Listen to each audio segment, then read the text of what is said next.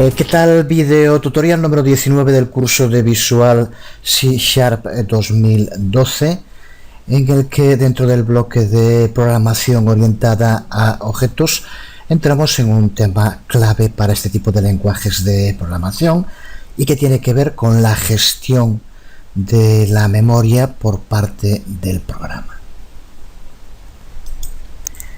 Hasta ahora hemos aprendido cómo declarar nuestras propias clases y cómo crear objetos usando la palabra clave new. También hemos visto cómo inicializar un objeto usando un constructor. Pues ahora vamos a aprender cómo las características de los llamados tipos primitivos, como puede ser int, double o char, difieren de las características de los llamados tipos de clase. Cuando completemos esta sección del curso, tendremos que tener claro cuáles son las diferencias entre un tipo valor y un tipo referencia. Tendremos que saber cómo modificar el modo en el que le pasamos los argumentos como parámetros a los métodos mediante el uso de las palabras clave ref y out. También tendremos que saber cómo convertir un valor en una referencia usando boxing y cómo convertir una referencia de nuevo en un valor usando un boxing, o también en este caso podemos usar casting. Para entender todo esto, lo primero es tener claro lo que son los tipos valor y los tipos clase. Para empezar, cuando hablamos de tipos, no creo que sea necesario decirlo. Ya sabes que cuando creamos una variable en C# tenemos que indicarle al programa qué tipo de variable es. Hemos visto ya multitud de ellas, como decía ahora, integer, float, double, string, y también ya sabemos que si creamos una variable que va a contener un objeto, tenemos que crearla del tipo de ese objeto. Por ejemplo, de los que vimos hasta ahora, pues si creamos una variable C que va a contener, o P que va a contener una clase punto, tenemos que poner antes de la palabra que define, que nombra a la variable, el tipo al que pertenece. En este caso tendríamos que poner .c. Lo veremos ahora en código. Esto visto en código es mucho más sencillo de entender. Pero por tanto estamos hablando de los tipos de variables que podemos utilizar en nuestros programas. Y existe lo que se denominan los tipos primitivos, que son los que se usan más comúnmente, como puede ser integer, float, double o char. De los que son más comúnmente utilizados, el único que no forma parte de los tipos primitivos es el string. Los strings no son tipos primitivos por razones que veremos dentro de un momento. Pues todos estos tipos primitivos, como digo, tipo integer o tipo char o tipo float, son colectivamente llamados tipos valor. Los pertenecientes a este tipo valor tienen un tamaño fijo, y cuando declaramos una variable de este tipo valor, el compilador automáticamente genera código que asigna un bloque de memoria lo suficientemente grande para poder contener ese valor. Lo vemos aquí en código. Declaramos una variable a la que tenemos que indicar el tipo int, un tipo primitivo que sabemos que es un tipo valor. Cuando hacemos esto, automáticamente el compilador le asigna 4 bytes de memoria, 32 bits que quedan ahí reservados para esta variable. De momento no contiene nada, porque simplemente declaramos la variable pero no le damos ningún valor. Cuando le asignamos un valor a la variable, un integer tiene que ser, por ejemplo, 57, pues este valor que se le asigna es el que va a ser copiado dentro del bloque de memoria que le fue asignado antes. Siempre se le va a asignar un bloque de memoria de un tamaño que nos asegure que el tipo que va a contener va a tener capacidad suficiente. De ahí que se utilice solo con un tipo concreto de los tipos de variable y no todos. En el caso del string justo es por esto. En los strings pueden variar el tamaño desde un hola mundo hasta el contenido de un libro entero. Por tanto, ya lo veremos un poco más en detalle, incluso en C# el nombre de string es simplemente un alias que hace referencia a una clase, así que realmente los strings son tipo clases, que son los que vamos a ver ahora. Creo que con esto el funcionamiento del tipo valor debería estar claro. Porque los tipos class, como puede ser círculo o punto, por hablar de dos clases que hemos usado ya en este curso, se manejan de un modo diferente. Cuando declaramos una variable punto, el compilador no genera código al que asigne un bloque de memoria que sea lo suficientemente grande para contener un punto, como acabamos de hacer ahora con un integer. Lo que hace simplemente es asignar un trozo pequeño de memoria que lo que puede es contener una dirección, que es lo que se conoce como la referencia. De ahí los tipos valor como el integer que acabamos de ver y los tipos referencia como las clases que vamos a ver ahora. Una dirección lo que hace es especificar, como ocurre con las direcciones, la localización de un ítem en memoria, en qué lugar se encuentra. Por tanto, no tiene el contenido, sino que nos indica dónde podemos encontrar ese contenido. La memoria para el objeto punto real, cuando realmente se le asigna un espacio en memoria, es cuando se use la palabra clave new para crear el objeto. Así que una cosa es crear una variable que va a contener, tenemos que indicarle en el tipo, poníamos antes cantidad, si fuera de tipo punto teníamos que poner así punto cantidad. Pero en ese momento lo único que se le va a asignar es una dirección donde se guardará en su momento el objeto cuando se cree. Cuando usemos la palabra clave new es cuando realmente se le asigna un espacio en memoria. Pues para poder escribir programas en C# que hagan un uso completo de todo lo que nos permite el framework Microsoft.NET, es muy importante entender esta diferencia entre tipos valor y tipos referencia, porque tiene unas consecuencias en la escritura del código importantísimas. Y recuerda también, antes de seguir, que el tipo string en C# es realmente una clase, no hay un tamaño estándar para un string, y es más eficiente asignar memoria para estos strings de modo dinámico cuando los programas se ejecutan, en lugar de hacerlo estáticamente en tiempo de compilación. La descripción de los tipos de referencia que vamos a hacer ahora, como son las clases, recuerda que se aplican también al tipo string. Ya decía antes que la palabra clave string en C# es solo un alias que se refiere a la clase system.string. Vamos a volver al código para intentar entender la importancia de diferenciar los tipos valor y los tipos referencia. Vamos a crear una nueva variable de tipo integer, por lo tanto de tipo valor, y vamos a llamarle copia cantidad. Y ahora lo que vamos a hacer es asignar a copia cantidad el valor que tenga cantidad. Así que hacemos copia cantidad igual a cantidad.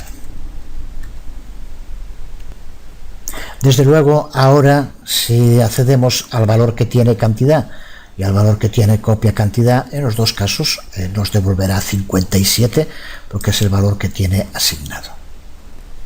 Pero recuerda lo que dijimos hace un momento: cuando declaramos la variable cantidad, indicamos que al ser de tipo integer, uno de los tipos valor, inmediatamente el compilador le asignaba un espacio en memoria. Cuando creamos esta otra variable copia cantidad, que también es de tipo integer, pasa exactamente lo mismo. Se le asignó un espacio en memoria. Esto significa que en este momento tanto cantidad como copia de cantidad tienen el mismo valor 57, pero cada uno tiene colocado su valor en un lugar distinto de la memoria, aunque sea el mismo. Así que lo que te puedes plantear ahora es qué ocurre si se modifica el valor de cualquiera de las dos variables con la otra.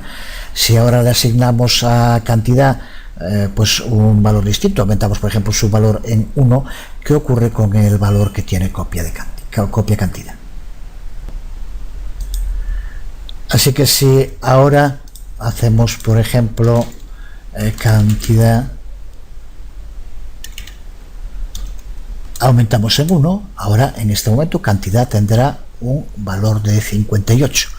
¿Qué ocurre con copia de cantidad? Pues que seguirá teniendo 57 porque su valor es totalmente independiente, colocado en su propio espacio de la memoria.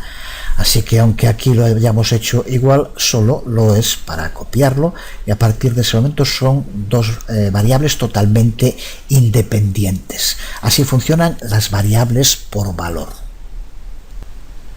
Veamos ahora lo que ocurre si declaramos una variable de tipo clase. Por ejemplo, una variable punto, que es una clase que creamos y ya trabajamos con ella en el anterior video tutorial.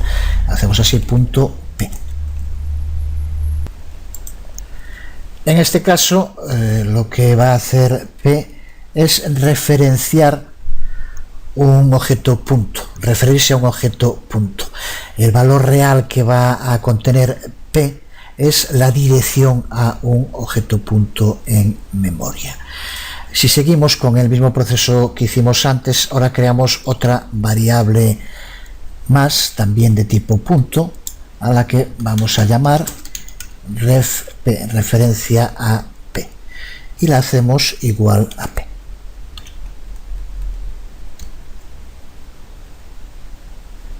Imaginémonos que antes hemos asignado a p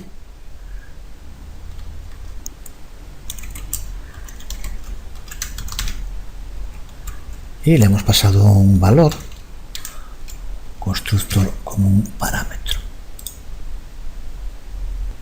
Pues ahora la duda que se plantea es ¿qué ocurre con ref p si hacemos lo mismo que hicimos antes aquí con cantidad?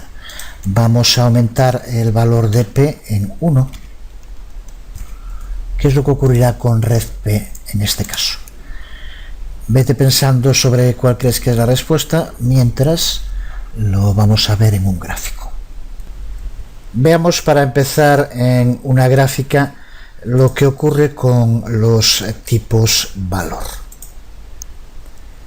Seguimos el proceso como hicimos con el código. Creamos una variable de tipo integer a la que llamamos cantidad. Inmediatamente el compilador va a asignarle un espacio fijo en memoria. De momento es un espacio fijo en memoria asignado a la variable cantidad, pero que no contiene ningún valor. Cuando le damos un valor a la variable, como por ejemplo 57, ese valor se guarda dentro del espacio de la memoria que tiene reservado.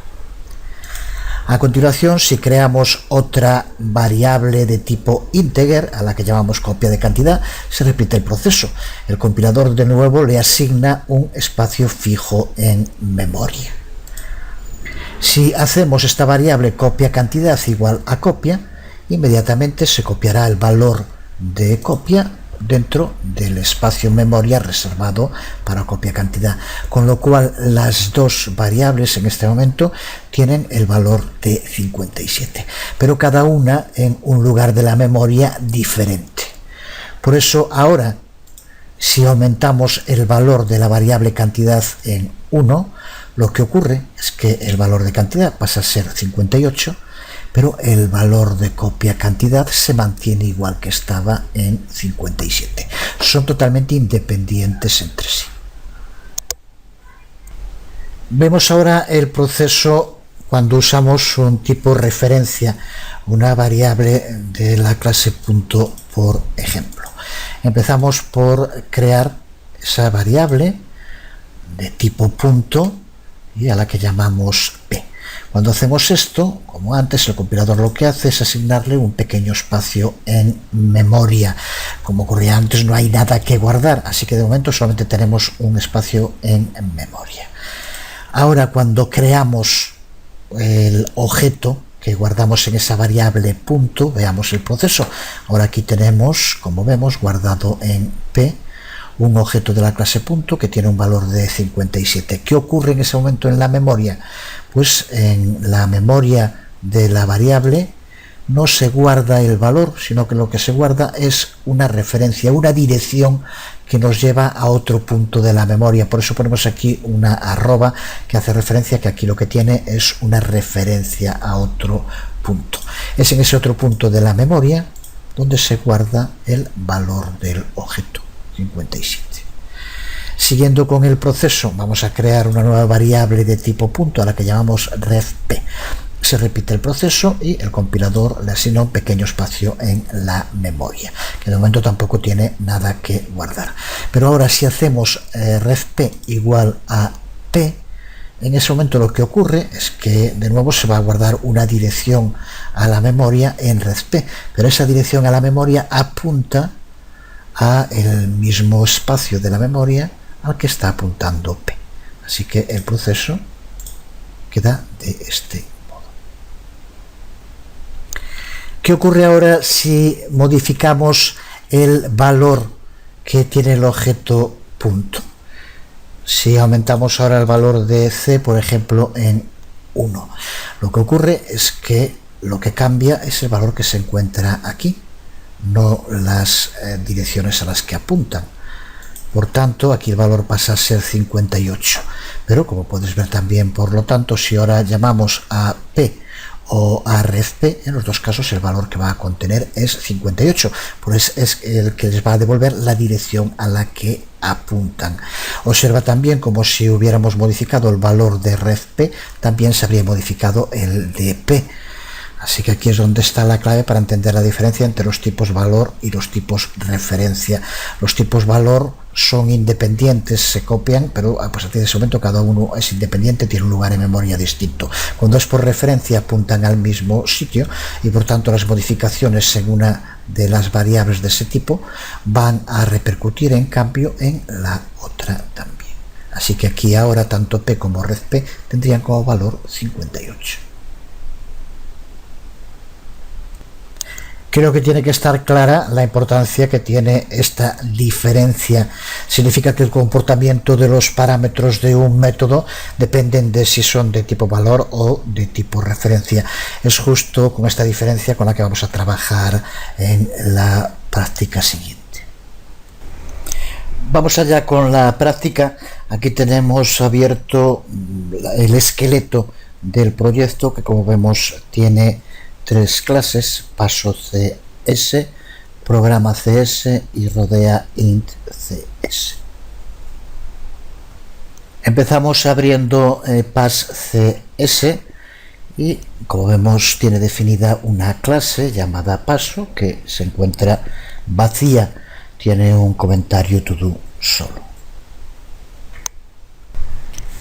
Vamos a añadirle un método public y static llamado valor a esta clase paso, reemplazando al to do que teníamos antes. Este método debe aceptar un único parámetro que, como aquí vemos, es un tipo valor y le llamamos param, y tiene como tipo de retorno void. Y el cuerpo de este método valor lo único que hace es asignar el valor de 57 a param. Es lo que aquí vemos. Vamos ahora a abrir el archivo programa CS y dentro de él vamos a localizar el método haztrabajo que aquí tenemos. Este método haztrabajo, una estructura similar a la que ya usamos en otros videotutoriales, es llamado por el método main cuando el programa se empieza a ejecutar. Y como ya vimos también en anteriores videotutoriales con esta misma estructura, este método está envuelto por un bloque try y seguido por un manejador catch. Vamos ahora a añadir 4 declaraciones dentro de este método haztrabajo que se encargarán de llevar a cabo las tareas que aquí resumimos. Incluso no estaría mal que antes de ver cómo lo hacemos aquí en el video tutorial, que intentaras hacerlo por tu cuenta, porque ya tienes que saber perfectamente cómo hacerlo. Aquí está resumido: declaramos una variable local de tipo integer, a la que llamamos i, y la inicializamos con un valor de 0. A continuación escribimos el valor de i a la consola usando console.writeLine, ya usado muchas veces. En tercer lugar llamamos a paso.valor, pasando i como un argumento. Y en cuarto lugar escribimos el valor de i a la consola de nuevo. Así que eso es lo que va a llevar a cabo nuestro método hazTrabajo. Vamos a llamar por tanto dos veces a console.writeLine antes y después de llamar a paso.valor. Así que aquí lo que veremos es si después de hacer la llamada a paso.valor se modifica el valor de i o no se modifica. Bueno, pues intenta escribir el código. Ahora yo lo pongo también aquí. Aquí lo tenemos. Estoy seguro de que no has tenido el más mínimo problema para escribirlo. Vamos a probar el programa por primera vez. Pulsamos en Debug, Start Without Debugging, y comprueba como aquí tiene que aparecer dos veces el valor 0. Lo que ocurre en este caso es que la declaración de asignación, voy a cerrar aquí esto para poder movernos, la declaración de asignación dentro del método paso.valor, aquí como vemos actualiza el parámetro y lo configura como 57, pero usa una copia del argumento pasado y el argumento original i no cambia para nada. Por eso cuando volvemos a llamar aquí a writeLine i para que se nos muestre el valor, se sigue manteniendo exactamente el mismo 0. Pero vamos a ver ahora lo que ocurre cuando pasamos un parámetro int, pero que está envuelto dentro de una clase. Vamos ahora a abrir el archivo rodeaint.cs. Este archivo contiene la clase rodeaint, que de momento está vacía, contiene solo un comentario todo. Vamos a añadirle una instancia campo public a la que llamamos número y de tipo int, lo que aquí vemos. Volvemos al archivo paso.cs y vamos a añadirle un método public static llamado referencia y lo incluimos dentro de la clase paso. Aquí lo escribimos. Este método tiene que aceptar un único parámetro de tipo rodeaInt y al que llamamos param. Y el tipo de retorno es void. El cuerpo de este método tiene que asignar 57 a param número. Volvemos al archivo programa CS y comentamos el código que existe en el método hazTrabajo que escribimos hace un momento. Vamos ahora a añadir 4 nuevas declaraciones que llevarán a cabo las tareas que aquí ponemos. De nuevo, intenta hacerlo por tu cuenta. Empezamos por declarar una variable local de tipo rodeaInt y le llamamos ri. La inicializamos a un nuevo objeto rodeaInt y lo hacemos mediante la llamada al constructor por defecto, como ya sabemos. A continuación escribimos el valor de ri número en la consola. Llamamos al método pasoReferencia pasándole ri como argumento y por último volvemos a escribir el valor de ri número en la consola. Así que intenta escribir el código por tu cuenta, que es este que voy a escribir aquí yo ahora.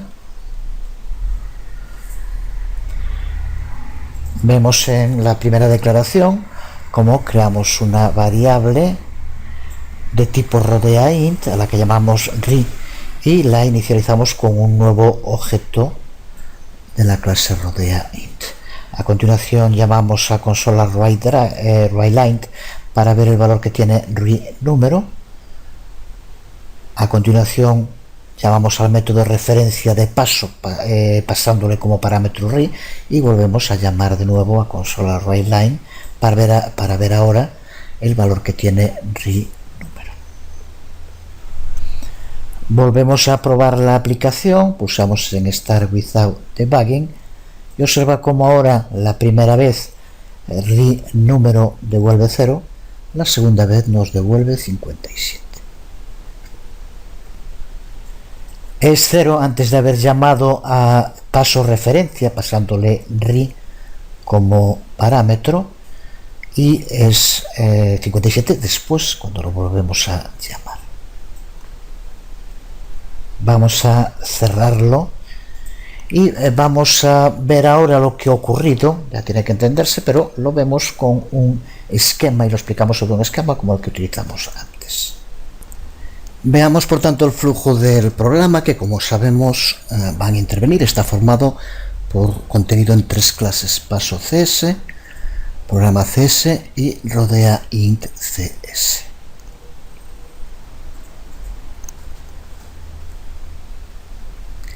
Empezamos por crear una variable de tipo referencia, porque va a contener un objeto de la clase rodea int.